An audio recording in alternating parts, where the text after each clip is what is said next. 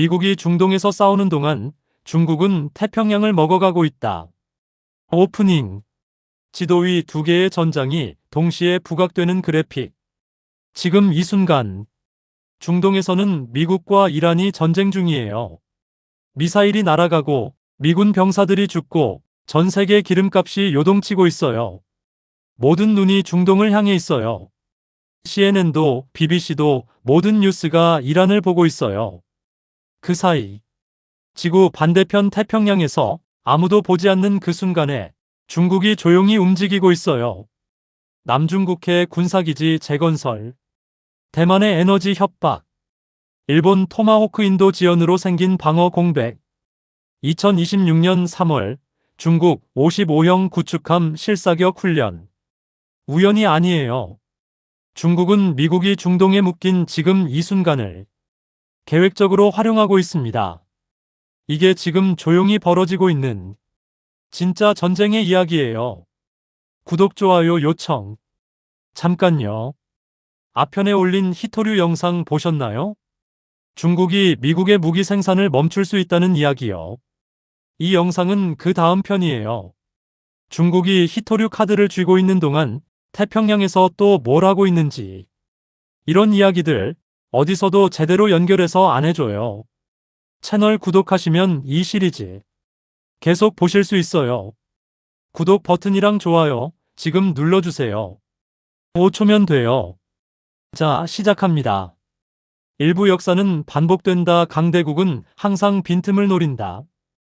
역사를 잠깐 보면 강대국들은 항상 상대방이 다른 곳에 묶여 있을 때 결정적인 행동을 해왔어요. 몇 가지 사례만 봐도 1956년 수에즈 위기. 영국과 프랑스가 이집트를 공격하는 혼란 속에 소련이 헝가리 반란을 탱크로 진압했어요. 세계가 수에즈를 보는 동안 소련은 유럽에서 조용히 일을 처리했죠. 2008년 조지아 전쟁. 러시아가 조지아를 공격한 건 베이징 올림픽이 개막한 바로 그날이었어요. 전 세계가 올림픽 개막식을 보는 사이 2022년 러시아 우크라이나 침공. 타이밍을 보면 미국이 아프가니스탄에서 철수하고 국내 정치 혼란이 극심하던 시기였어요. 역사는 가르쳐줘요. 강대국은 항상 빈틈을 노린다. 그리고 지금 미국이 이란 전쟁에 깊이 빠져있는 이 순간 중국은 어떻게 움직이고 있을까요? 2부 미국이 중동에 얼마나 빠져있는가? 먼저 미국의 현재 상황을 파악해야 해요. 2026년 2월 28일 미국과 이스라엘이 이란을 공습했어요. 그 이후 6주 항공모함 2척이 중동에 묶여 있어요. USS 에이브러햄 링컨, USS 제럴드 R. 포드. 이 2척이 평소에 어디 있어야 하냐면 하나는 태평양에 있어야 해요. 대중국 억지력 유지를 위해서. 지금 그게 중동에 가 있는 거예요. 무기 소지는 더 심각해요. JASSM, ER 미사일, 6주 만에 재고의 43% 소진. 토마호크 순항 미사일, 부족해서 일본 납품도 지연. 이 일본 토마호크가 왜 중요하냐면 일본의 토마호크는 북한과 중국을 동시에 억제하는 동북아 방어 체계의 핵심이에요. 그게 인도가 늦어지고 있어요. 미국이 중동에 병력과 무기를 쏟아붓는 동안 태평양 방어선에 구멍이 생기고 있는 거예요. 중국 입장에서 이건 기회예요. 3부 중국이 지금 뭘 하고 있나 남중국해. 자, 중국이 실제로 뭘 하고 있는지 봐요. 남중국해 기지 재건설. 위성사진 분석 결과 중국 인민해방군이 남중국해 파라셀 제도 인근에서 군사기지 건설을 재개했어요. 2026년 3월 확인된 사실이에요. 파라셀 제도는 중국과 베트남이 영유권 다툼을 벌이는 곳인데 중국이 시료 지배하면서 군사 요새화를 계속해왔어요. 파라셀의 우디섬을 보면 이미 활주로, 레이더, 지대공 미사일이 배치돼 있어요. 거기에 추가 건설이 진행 중인 거예요. 그리고 2025년 5월 중국은 파라셀의 최첨단 H-6 장거리 폭격기를 2020년 이후 처음으로 배치했어요. 왜 폭격기가 파라셀에 있어야 하냐고요? 군사 전문가들이 말해요.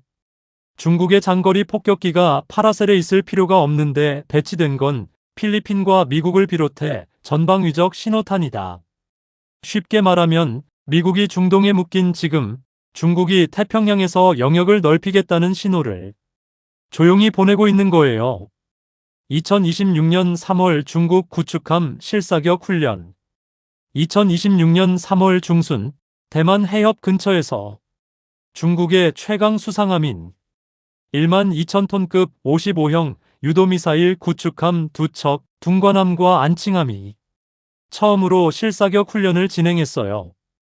55형은 미국의 주말트급과 비견되는 세계 최강 수준의 구축함이에요. 왜 하필 이 시기냐면 미국의 항모 2척이 중동에 가 있는 바로 그때거든요. 사부 대만을 향한 새로운 전략 에너지 협박. 남중국해만이 아니에요. 대만에도 움직임이 있어요. 미 정보당국 2026년 연례 위협평가 보고서가 이렇게 말했어요. 중국 지도부가 현재 2027년 대만 침공을 계획하고 있지 않으며 통일을 위한 고정된 시간표도 갖고 있지 않다. 그러면 안심이냐고요? 아니에요. 보고서가 동시에 경고한 게 있어요. 중국은 전쟁 아닌 전쟁을 쓰고 있다는 거예요. 그리고 바로 이 시기 중국은 대만에 이런 메시지를 내놨어요. 통일하면 에너지를 보장해주겠다. 타이밍을 보세요. 지금 중동 에너지 위기 때문에 전 세계 기름값이 폭등하고 있어요. 대만도 에너지 수급이 불안해요. 그 순간에 중국이 꺼낸 카드가 우리랑 합치면 에너지 걱정 없다예요. 군사 협박과 에너지 유혹을 동시에 쓰는 거예요. 대만 주미 대표부가 즉각 반박했어요. 중국은 대만에 대한 무력 사용을 포기한 적이 없으며 지속적인 군사 위협과 회색지대 작전은 대만뿐 아니라 영내 평화와 안정에 심각한 위협이다. 그리고 대만이 어떻게 대응하고 있냐면 오늘 2026년 4월 14일 KBS 시사기획창에서 살얼음판 같은 양안 관계가 방영될 정도로 이 상황이 국내에서도 주목받고 있어요. 대만은 중국의 역대 최대 규모 봉쇄훈련 정의의 사명 2025가 끝난 직후 서둘러 군비 확장에 나서고 있어요. 오부 일본과 한국, 빈 창고의 공포, 동북아 지도, 미사일 방어망 그래픽. 이게 한국과 일본한테 왜 문제냐면 미국이 이란 전쟁에서 토마호크를 쏟아부으면서 일본에 납품하기로 한 토마호크 400발에 인도 시점을 늦추고 있어요. 일본이 이 토마호크를 왜 샀냐면 북한 미사일 기지를 타격하고 중국을 억제하기 위해서예요. 일본의 반격 능력 확보 계획의 핵심인데 그게 지연되고 있는 거예요. 그리고 남중국해에서 중국이 군사기지를 강화하고 있어요. 이게 연결되면 어떻게 되냐면 미국의 태평양 억지력이 약해진 사이 중국이 영역을 넓히고 일본의 방어 계획에 차질이 생기고 북한이 그 틈에 뭔가를 할 수 있어요. 한국 입장에서도 심각해요. 주한미군이 한반도 방어에 집중하면서 동시에 유사시 대만 방어에도 동원될 수 있는 구조인데 지금 미국이 중동에 깊이 빠져 있으니까요. 통일뉴스 분석에 따르면 지금 중동에서 패트리엇 발사대, 레이더까지 3개 포대 이상 이동 가능성이 언급될 정도로 한반도 방어 자산도 분산되고 있는 상황이에요. 미국이 전 세계를 동시에 방어하기가 점점 어려워지고 있는 거예요. 육부 중국의 2027 전략, 지금 이 순간과 연결된다. 자, 큰 그림을 봐요. 중국 인민해방군 창군 100주년이 2027년이에요. 시진핑은 2027년까지 대만 통일 능력을 갖추라는 지시를 군에 내렸어요. 핵탄두는 2030년까지 1000기를 목표로 하고 있고 항모는 2035년까지 6에서 9척을 목표로 해요. 지금 75형 강습 상륙함 4척을 운용 중이에요. 76형 스천함도 진수됐어요. 2026년 3월엔 55형 구축함 실사격 훈련. 그리고 미 정보당국도 이렇게 평가해요. 중국이 2027년 대만 침공을 계획하진 않지만 능력은 갖춰가고 있다. 안 한다는 게 아니에요. 지금은 안 한다는 거예요. 그리고 지금 이 순간, 미국이 중동에 묶여 있는 이 순간을 중국은 굉장히 유용하게 쓰고 있어요. 총은 안 쏘더라도 영역을 넓히고 무기를 키우고 대만을 압박하고 히토류로 미국의 무기 생산을 조이는 거예요. 전쟁을 안 해도 이길 수 있는 방법을 중국은 지금 실행 중이에요. 7부 그래서 한국은 어떻게 해야 하나? 자, 한국 이야기를 해야겠죠. 한국은 지금 굉장히 애매한 위치에 있어요. 미국의 동맹이에요. 근데 최대 교역국은 중국이에요. 미국이 히토류 공급망에서 중국 빼라 하고 중국이 미국 방산에 팔면 제재한다 하는 상황에서 동시에 K방산은 지금 세계 최대 호황이에요.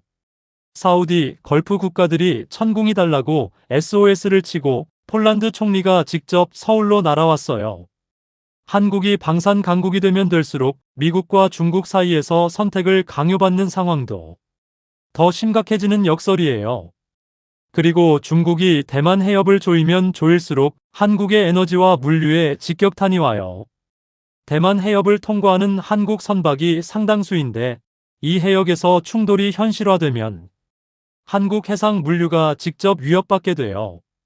지금 중동에서 벌어지는 일이 한국 기름값에 영향을 주는 것처럼 태평양에서 벌어지는 일도 결국 우리 생활에 영향을 미쳐요.